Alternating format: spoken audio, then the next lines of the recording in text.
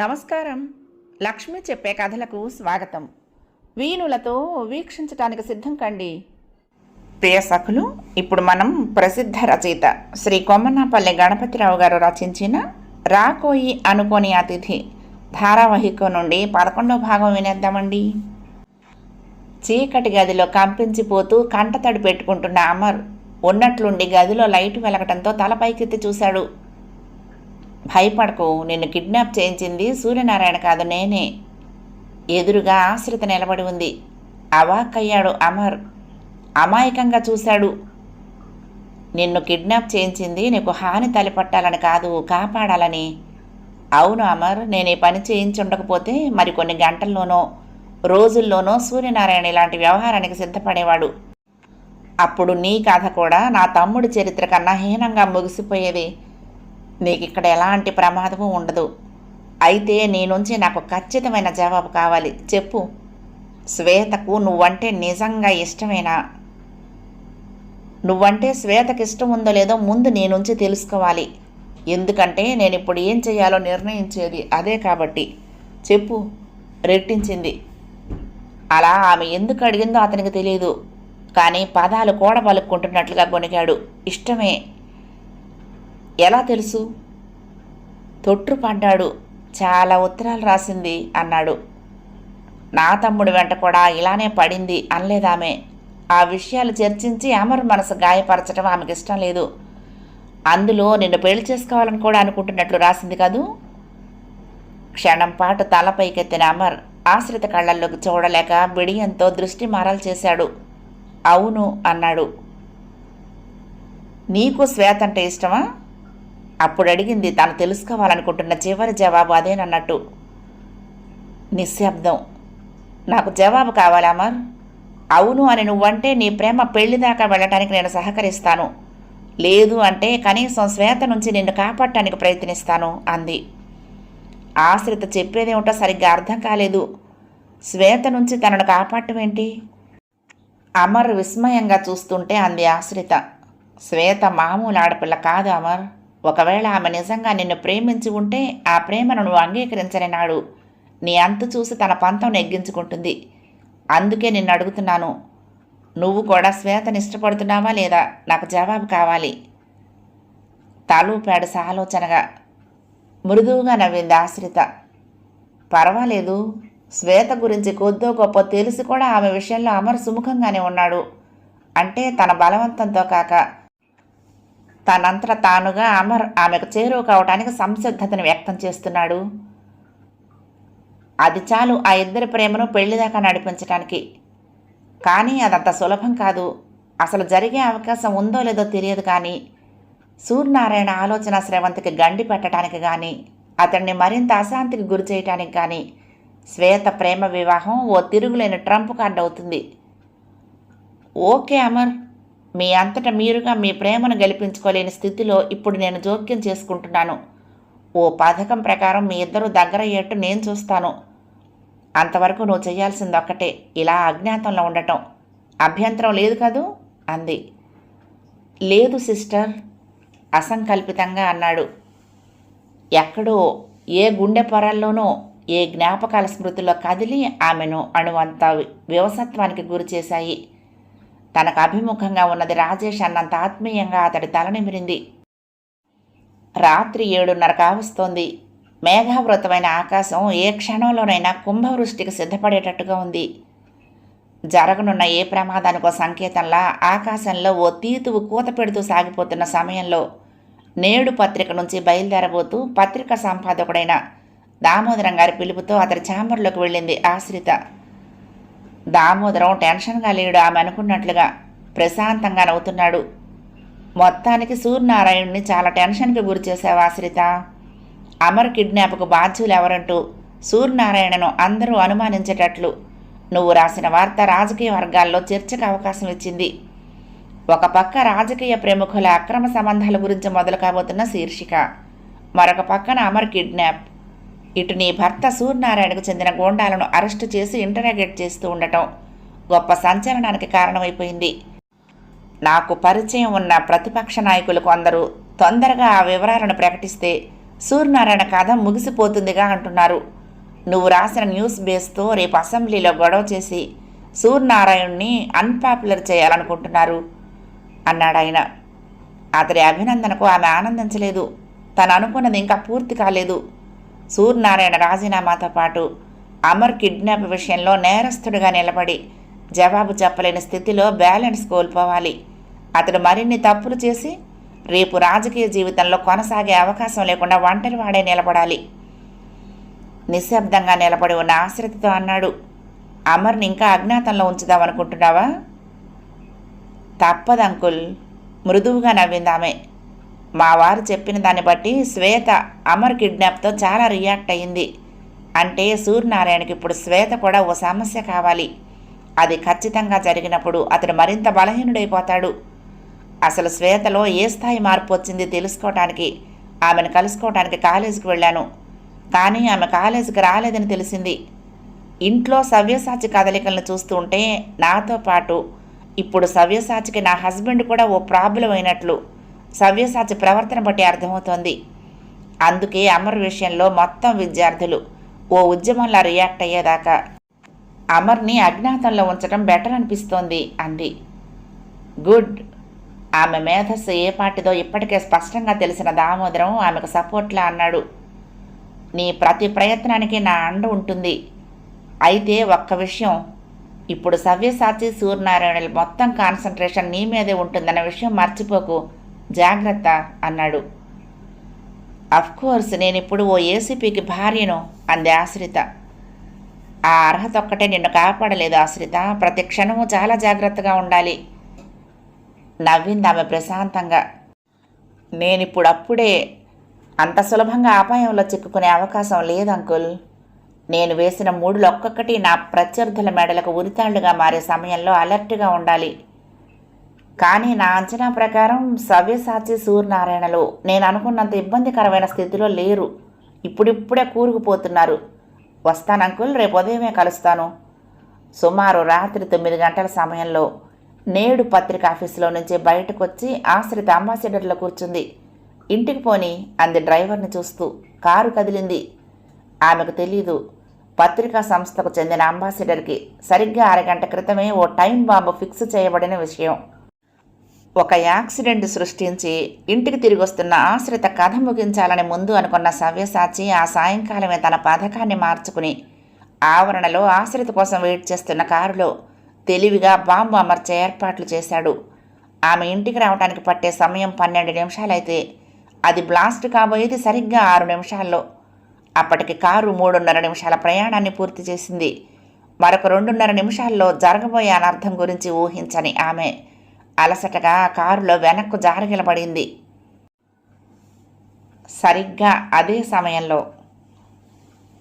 మీకు తెలియదు ఏకాంత, అమర్ని కిడ్నాప్ చేయించింది ఖచ్చితంగా మా డాడీయే. శ్వేత కళ్ళ నుంచి జలజల నీళ్లు రాలుతున్నాయి ఉక్రోషంగా.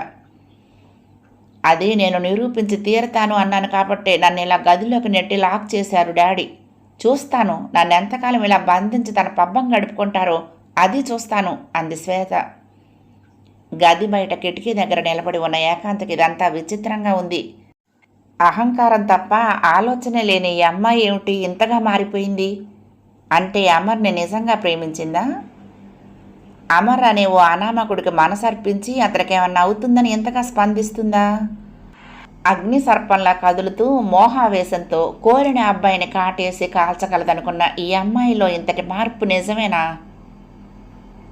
ఆనందంగా ఉంది శ్వేత అంది ఏకాంత. నీలోని ఈ మార్పు చూస్తూ ఉంటే సంతృప్తిగా ఉంది.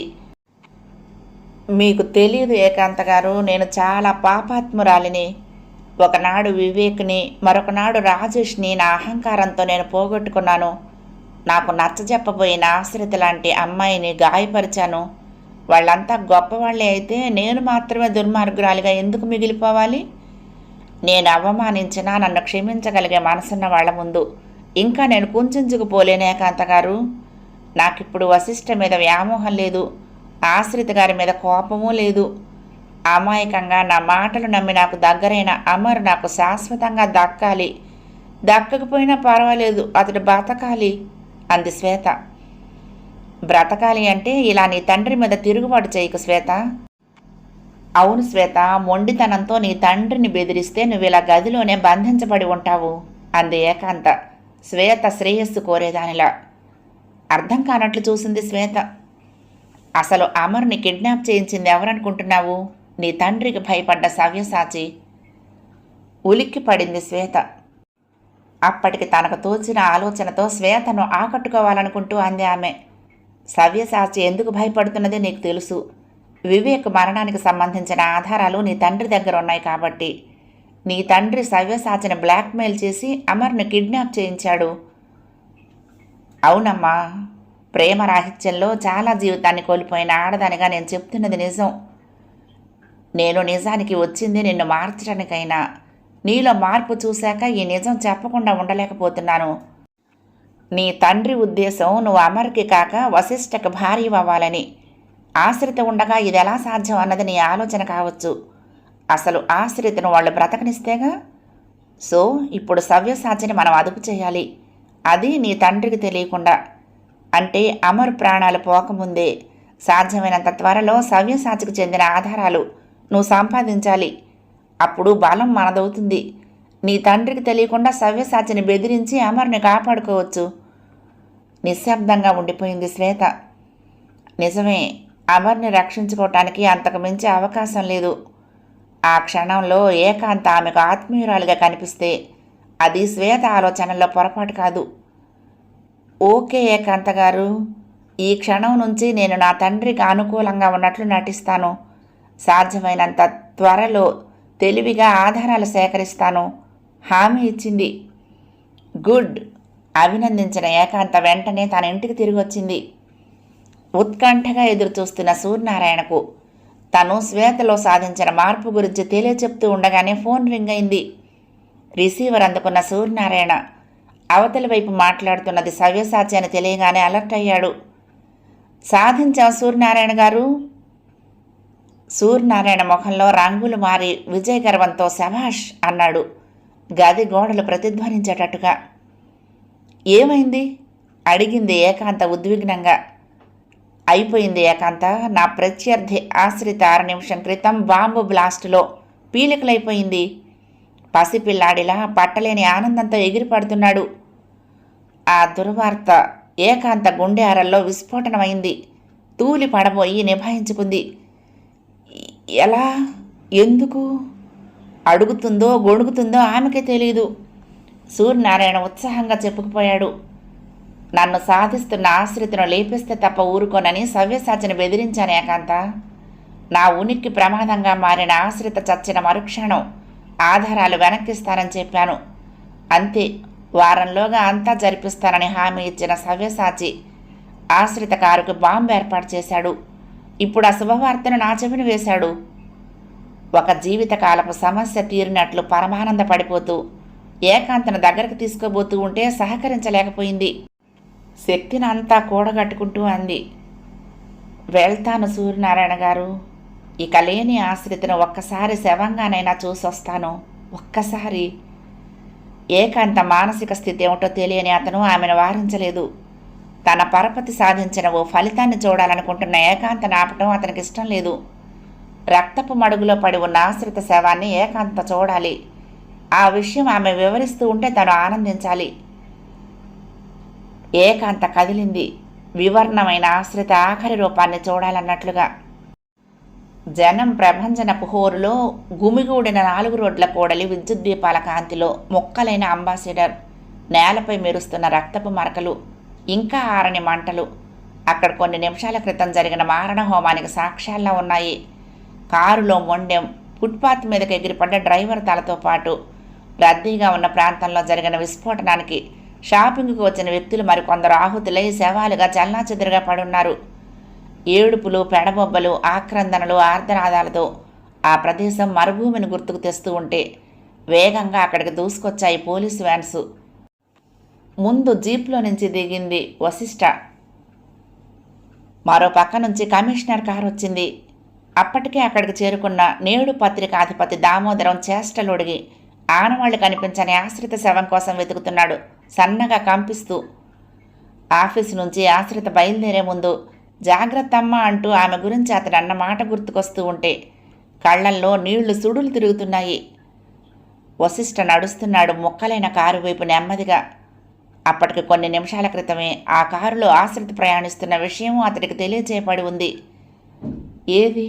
ఆశ్రిత శవం ఎక్కడా? ఆమె శవం కనిపించకుండా ఉంటే బాగుండునన్న ఆశ. కానీ ఎక్కడా?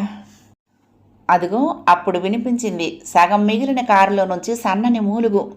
అంతే, అది ఆమె గొంతే అనిపించిన వశిష్ఠ మెల్లగా అటు కదిలి ఇంకా కాలుతున్న కారులో అస్పష్టంగా ఉన్న ఆకృతిని చూస్తూ చేతులు సాచి బయటికి లాగాడు.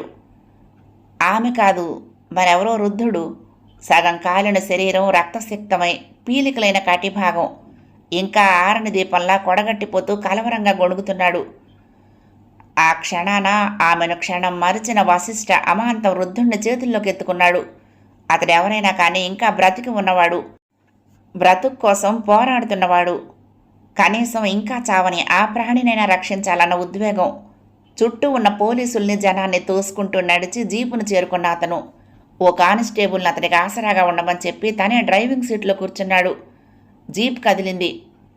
ఒక పోలీసు అధికారిగా అక్కడ పర్యవేక్షిస్తున్న సవ్యసాచి పెదవుల మీద చిరునవ్వుని, చూపుల్లో ప్రశాంతతను గమనిస్తూ నిలబడి ఉంది.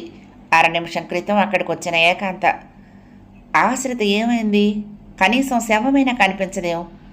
అనివార్యమైన యుద్ధంలో ఒంటరిగా పోరాడిన ఒక శక్తి అనుకుంటే ఆనవాళ్లు సైతం దొరకనంత దారుణంగా కడతేరిపోయిందా? అతి స్వల్ప పరిచయమైన అసాధారణమైన ఆత్మాభిమానం ప్రదర్శించిన ఆశ్రిత గుర్తుకొస్తూ ఉంటే ఆమె కనుకొలకుల్లో నీళ్లు నిలిచాయి. 10 నిమిషాలుగా ఆపరేషన్ థియేటర్ బయట నిలబడ్డ వశిష్ఠ మనిషిలా లేడు. కనుపాపలు బరువుగా వాలిపోతున్నాయి. ముక్కలైన కలల భవంతి శకలాలలో సమాధిగా మారిన ఆశ్రితను జ్ఞప్తికి తెచ్చుకుంటున్నాడు. అసలు అలాంటి ప్రమాదం జరిగే అవకాశం ఉందేమో అని పరిస్థితులు హెచ్చరించినా ఎందుకు తనింత నిర్లక్ష్యం చేశాడు? ఆమె మీద ఇన్ని ప్రయత్నాలు జరిగినా తను అందించిన చిటికెన వేలుతో అనంత దూరాల దాకా నడిపించుకు వెళ్లాలనుకున్నాడే తప్ప పొంచి ఉన్న మృత్యువు గురించి ఊహించలేని మూర్ఖుడైపోయాడేమో. కళ్ల నుండి నీళ్లు ధార కడుతున్నాయి. సిగ్గుగా ఉంది. తన నిస్సహాయ స్థితికి ఉదాహరణలా చిమ్ముతున్న కన్నీళ్లను చూస్తూ ఉంటే జుగుప్సగా ఉంది. వేదన కాదది, మరణయాతన. అలా ఎంతసేపు నిలబడ్డాడో అతనికే తెలీదు. ఎవరో స్పృశించినట్లయింది. కాదు, ఎవరి చెయ్యో మెత్తగా భుజంపై పడింది. ఏ ఓదార్పుకి అందని స్థితిలో రెప్పలు సైతం తెరిచి చూడలేని స్థితి అది. అయినా శక్తిని కూడగట్టుకుని చూశాడు. ముందు సన్నని ఉలికిపాటు, మరుక్షణం అది కాలేమో అన్న భ్రాంతి. నువ్వు? తడబడిపోతున్నాడు ఉద్విగ్నంగా ఓ పసికందుల. నేనేనండి, నేను చావలేదు, కలలోలాగా అంది అతడికి అభిముఖంగా నిలబడి ఉన్న ఆశ్రిత. అంతే, అమాంతం ఆశ్రితను హక్కును చేర్చుకున్నాడు. నువ్వేనా ఆశ్రిత? ఎలా బతికావు? తొట్రుపాటుతో నిలదీస్తున్నాడు. కాదు, తను చూస్తున్నది నిజమే అని నమ్మించి హామీ ఇమ్మని ప్రాధేయపడుతున్నాడు. నీకోసం ఎంత వెతికాను. ఆమె కళ్ళు అశ్రుపూరితాలయ్యాయి. అతడి స్పర్శలో కాంక్ష లేదు. ఒక్క పంక్తి కూడా రాయని దాంపత్యపు తెల్ల కాగితంలో జీవితకాలపు కావ్యాలను కళ్ళ నీళ్లతో రాయగల ఉద్రిక్తత కనిపిస్తోంది. ఇంత జరిగినందుకు బాధ కన్నా తననతడు ఎంతగా ప్రేమిస్తున్నది తెలుసుకునే అవకాశం ఇలా దక్కినందుకు అణువంత ఊరట చెందిందేమో. అతడు నిశ్శబ్దంగా వింటూ ఉంటే చెప్పింది మరింత వివరంగా. పత్రికా ఆఫీసు నుంచి ఇంటికి బయలుదేరిన ఆశ్రిత 3 నిమిషాలు ప్రయాణించిందో లేదో కారులో నుంచే ఫుట్పాత్ మీద పడి ఉన్న మేఘనాథ్ను చూసింది కాకతాళీయంగా. అంతే, కారాపి దిగింది. అప్పటికే బాగా తాగి ఉన్న అతను అలవాటుగా తాగటానికి డబ్బులు అడిగితే కసురుకుంది. తూలి పడుతున్న అతన్ని చూసి ఏ ప్రమాదంలో చిక్కుకుంటాడో అన్న భయంతో డ్రైవర్కు చెప్పి అతన్ని కారులో ఎక్కించింది. అతడు ఉండే ఇంటి దగ్గర డ్రాప్ చేసి రమ్మంది. నిజానికి అతడితో పాటు తాను వెళ్లేదే. కానీ అక్కడ కనిపించిన సెంట్రల్ లైబ్రరీలో ఒక బుక్ అవసరం ఉండటంతో డ్రైవర్ని అక్కడికే తిరిగి రమ్మంది. అసలు నేను ఆయన్ని చూసి ఉండకపోయినా బాగుండేది. చూశాక పట్టించుకోకపోయినా ఇంత జరిగేది కాదు.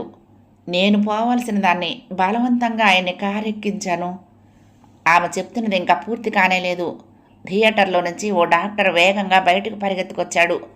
వశిష్ఠ ఉద్విగ్నంగా చూశాడు. ఏమైంది డాక్టర్ అంటూ. మిస్టర్ వశిష్ఠ, మా ప్రయత్నం మేము చేశాము, కానీ అతడు బ్రతకటం మాత్రం అసంభవం. నేనొచ్చింది ఏ క్షణంలోనైనా స్పృహ తప్పేటట్టున్న ఆయనతో మాట్లాడాలి అంటే మళ్ళీ మీకు అవకాశం రాదని చెప్పటానికి. వశిష్ఠ ఆలస్యం చేయలేదు. ఆశ్రితతో పాటు థియేటర్లోకి నడిచాడు వేగంగా. పగిలిన ప్రతిమలా కనిపించిన మేఘనాథ్ను చూస్తూ ఉంటే మరణించిన తండ్రే గుర్తుకొచ్చాడేమో. ఆశ్రిత దుఃఖాన్ని ఆపుకోలేకపోయింది. అంపశయ్యపై భీష్ముడిలా గొణుగుతున్నాడేదో.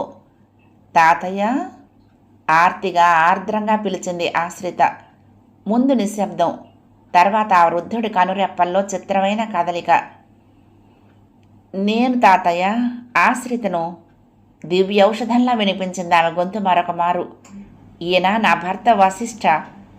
తనకు ప్రాణదానం చేసిన ఒక మహోన్నతుడికి నీరాజనాలు అందిస్తున్నట్లు ఆత్రంగా భర్తని పరిచయం చేసింది. ఆశీస్సులు అందించాలని ఉందేమో కానీ చెయ్యి ఉంటేగా ఎక్కడో తెగి పడిపోయింది. అయినా అతడిలో ఎంత పరవశమని, తన కోసం 2 నీటి బొట్లు రాల్చే మనుషులు తనకింకా ఉన్నారన్న సంతృప్తో, లేక ఉనికిని కోల్పోయి బ్రతుకుతున్న తన బ్రతుక్కి ఇంతటి పరమార్థం ఉందన్న నిజాన్ని తెలుసుకున్నందుకు సంబరమో. చాలా చెప్పాలని ఉన్నా శక్తి చాలనట్లుగా మదన పడిపోతున్నాడు. ఈ తాతయ్య చివరి చూపు కోసం బ్రతికి తిరిగి వచ్చిన చిట్టి తల్లి, నీకు ముందే చెప్పానమ్మా, నీ శత్రువులు బలవంతులమ్మా, దేనికైనా తగిన వాళ్ళు. నేను ఎంతో నష్టపోయాను. నాకు చేతగానిది నువ్వు సాధిస్తూ ఉంటే సంబరంగా నీకు సహకరించాను. మేఘనాథ్ కళ్ళు బడలికగా వాలిపోతున్నాయి. వశిష్ఠలో అనూహ్యమైన సంచలనం. ఒక ముఖ్యమైన నిజాన్ని చెప్పటానికి ప్రయత్నిస్తూ ఓడిపోతున్నాడు. చెప్పండి తాతయ్య, ప్లీజ్, ప్రాధేయపడుతూ ప్రోత్సహిస్తున్నాడు వశిష్ఠ. మేఘనాథ్ మొహంలో ఆరిపోతున్న దీపపు ఆఖరి వెలుగు. కబళించాలనుకుంటున్న మృత్యువుతో మొండిగా పోరాడుతూ చాలా చాలా చెప్పాలనుకుంటూనే ఓడిపోతున్నాడు. నా బిడ్డ పేరు వివేక్. క్రమంగా మగతలోకి జారిపోతున్నాడు. శ్వేతను ప్రేమించాడు, చంపబడ్డాడు. ఆ శవం ఆ తర్వాత ఏకాంత గదిలో. వశిష్ఠకు ముచ్చెమటలు పోస్తున్నాయి. సత్యాన్ని సమాధి చేసి ఇంతకాలము తనను చీకటి గహ్వారంలో నిలబెట్టిన ఒక అసాధారణమైన వాస్తవాన్ని మరణ వాంగ్మూలంలా తెలియచెప్తున్నాడు వృద్ధుడు. ఆ తర్వాత ఏకాంత గదిలో వశిష్ఠ ఉద్విగ్నంగా అడిగాడు. సవ్యసాచి ఆ శవాన్ని ఉంచి ఆమె హంతకురాలు అన్నాడు. శిక్ష వేయించి సూర్యనారాయణ, సవ్యసాచి ఇద్దరు. ఆగిపోయాడు మేఘనాథ్, చెప్పటానికి ప్రాణం లేక. హఠాత్తుగా అక్కడ నిశ్శబ్దం ఆవరించింది. అక్కడ ముగిసింది ఓ వృద్ధుడి చరిత్ర. కొడుకు దిక్కులేని చావుతో పోరాడగల శక్తిని కోల్పోయి తాగుడు మైకంతో ఇంతకాలము తన వేదాన్ని చల్లార్చుకుంటూ బ్రతికిన మేఘనాథ్ కథ అంతరించిపోయింది. కానీ అది మరో అధ్యాయపు పుటల్ని తెరిచింది. మరుగున పడిన ఓ బ్రతుకు సత్యాన్ని గుండెలకు తూట్లు పడేలా తెలియచేసి వశిష్ఠను సమూలంగా కదిలించింది. కంపించిపోయాడు వశిష్ఠ. తను నమ్మిన కొన్ని నిజాలు నిలువున దహించి వేస్తూ ఉంటే. ఏకాంత వేశ్యగా పట్టుబడింది. కాదు అని నిరూపించుకోలేకపోయింది. ఒక శవం ఏకాంత గదిలో దొరికింది. ఆమె హంతకురాలే శిక్షించబడింది. ఇంత జరిగిందని తెలిసినా తను లోతుగా ఎప్పుడూ వెళ్లాలని ప్రయత్నించలేదు. కనీసం నిజం తెలుసుకునే ప్రయత్నం చేయలేదు. రాక్షస గణాల విజృంభణలో గతి తప్పిన ఓ నిర్భాగ్యురాలి దుర్గతి గురించి అణువంత జాలిని సైతం ప్రదర్శించిన తను అదే భ్రాంతిలో ఎంతకాలము గడిపేశాడు. ఓ నిర్భాగ్యురాలి కన్నీళ్లకు తాను కూడా కారణమయ్యాడు. ఎక్కడికి అంది ఆశ్రిత వెళ్లబోతున్న వశిష్ఠను చూస్తూ. వెనక్కు తిరిగి చూడలేదు అతను. చూస్తే ఎరుపు జీరలో ఆ జీరల్ని తడుపుతున్న నీటి ధారలు ఆమెకు కనిపిస్తాయి. అదే అతనికి ఇష్టం లేదు. ఒక సమాధిని తవ్వాలని ఉంది ఆశ్రిత. బ్రతికించగల శక్తితో కాకపోయినా కనీసం కన్నీళ్లతో అభిషేకించి పశ్చాత్తాపపడాలనుంది. వెళ్ళిపోయాడు ఆవేశంగా. రాత్రి 11 గంటల సమయంలో సెంట్రల్ జైలు నుండి బయటకు వచ్చాడు వశిష్ఠ. సుమారు గంటన్నర వ్యవధిలో అసిస్టెంట్ కమిషనర్ ఆఫ్ పోలీసుగా తనకున్న పరపతిని ఉపయోగించి 3 ఏళ్ల క్రితం శిక్షకు గురైన ఏకాంత ఫైల్ను తీసుకొని చదివాడు. ముందు వేశ్యగా నిరూపించబడింది. ఆ తర్వాత వారాల వ్యవధిలో హంతకురాలయ్యింది. అభియోగం విటుణ్ణి హత్య చేసిందని. ఆ హత్యకు ఉపయోగించిన ఆయుధం రివాల్వర్. ఆమెకు రివాల్వర్ లాంటి ఆయుధం ఎలా లభించింది అన్న ప్రశ్నకు ఏకాంతకు తీవ్రవాదులతో ఉన్న పరిచయం అంటూ ప్రాసిక్యూషన్ నిరూపించింది. ఈ కేసు మొత్తం డీల్ చేసింది ఇన్స్పెక్టర్ ధనుంజయ్ అయితే కమిషనర్ సవ్యసాచి స్వయంగా తనే పర్యవేక్షించాడు. వశిష్ఠకు కళ్ళే చెమరుస్తున్నాయో లేక ఆలోచనల రంపపు కోతకు గుండె వ్రయ్యలై రక్తమే కళ్ళల్లో కుబుకుతుందో అతనికే తెలియటం లేదు. సరాసరి పోలీస్ ఆఫీసర్స్ క్లబ్కు వెళ్ళాడు. ఎప్పుడో పార్టీలో తప్ప లిక్కర్ అలవాటు లేని అతడికి అప్పటికే క్లబ్ క్లోజ్ అయిందని ఇన్ఛార్జి చెప్పినా వినకుండా గావు కేకలు పెట్టాడు. నిశ్శబ్దంగా ఉన్న క్లబ్బు ప్రశాంతతను భంగపరుస్తున్నది ఎవరో తెలిసిన అక్కడి వాళ్ళు వెంటనే విస్కీ సర్వ్ చేశారు. రూల్స్ను పక్కకు పెట్టి గొంతు మంట నార్పే కన్నీళ్లను సేవిస్తున్నట్లు తనను తాను మరిచి అవసరానికి మించి తాగుతున్నాడు. ఒక సంస్కారవంతుడైన వ్యక్తిగా, పరిమితుల్ని దాటి తాగని మనిషిగా వశిష్ఠ గురించి తెలిసిన అక్కడ సిబ్బంది వారించే సాహసం చేయలేకపోయారు. అది కోపం కాదు, బెంగ, బాధ, దుఃఖం.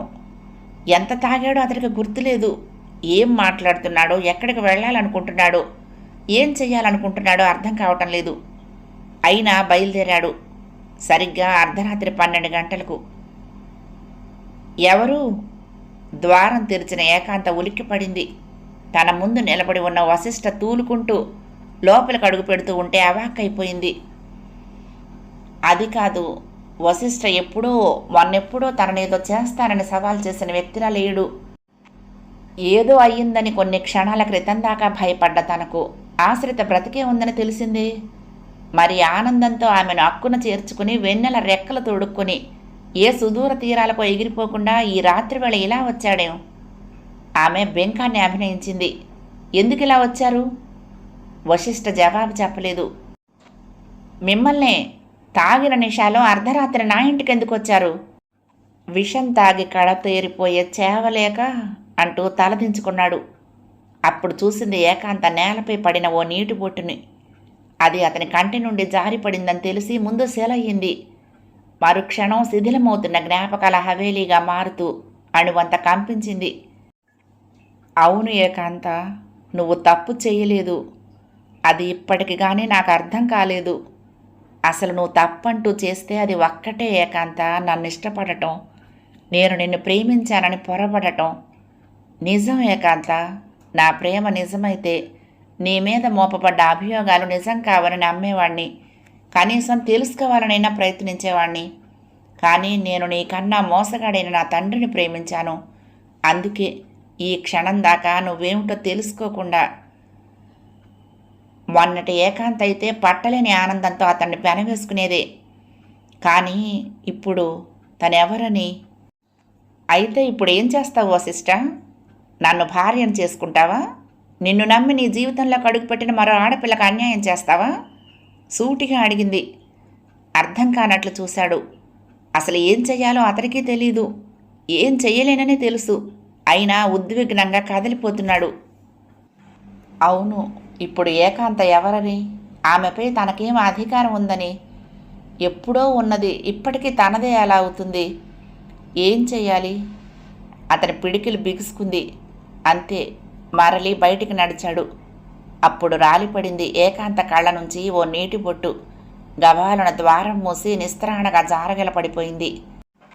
బ్రతుకు గంజాయి తోటలో నేను ఒక తులసి మొక్కనే అని నిన్నటి గురించి చెప్పి ఇంత ఊరటను అందించాడే. గడ్డ కట్టిన గుండె ధ్రువాన్ని ద్రవింపచేసి నేను కాలిపోయిన బృందావనాన్నే తప్ప కోరి ప్రేమను ఊరేసిన తలారిని కాదని తెలియచెప్పాడే. ఇంకెందుకమ్మా మరి నేను ఇక దేనికి బ్రతకాలి? కోరుకున్నవాడు అర్థం చేసుకున్నాడని తెలిసాక వ్రతం చెడ్డా ఫలితం దక్కేసినట్లేగా. చావటానికి ఈ సంతృప్తి చాలదు. ఆమె మైలపడిన ఆడదే, కానీ ఆమె నేత్రాలు వర్షించే అశ్రువులు ఇప్పుడు నిర్మలంగా ఉన్నాయి. Don't touch me!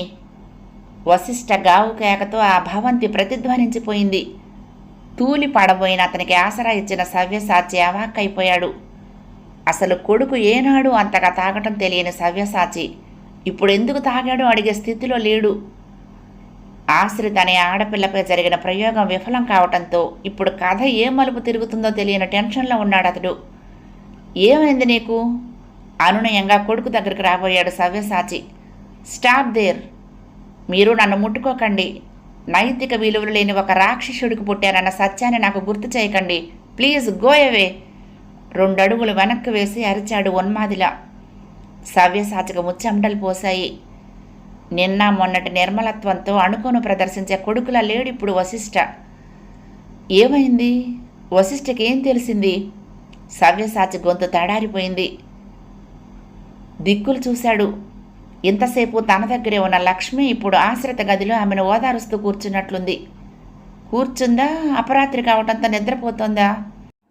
విద్యుత్ దీపాల కాంతిలో సవ్యసాచి ఫాలభాగంపై పేరుకున్న స్వేద బిందువులు కత్తి గంటుపై నెత్తుటి బొట్లను గుర్తు చేస్తున్నాయి. వెళ్ళి రెస్ట్ తీసుకో అన్నాడు.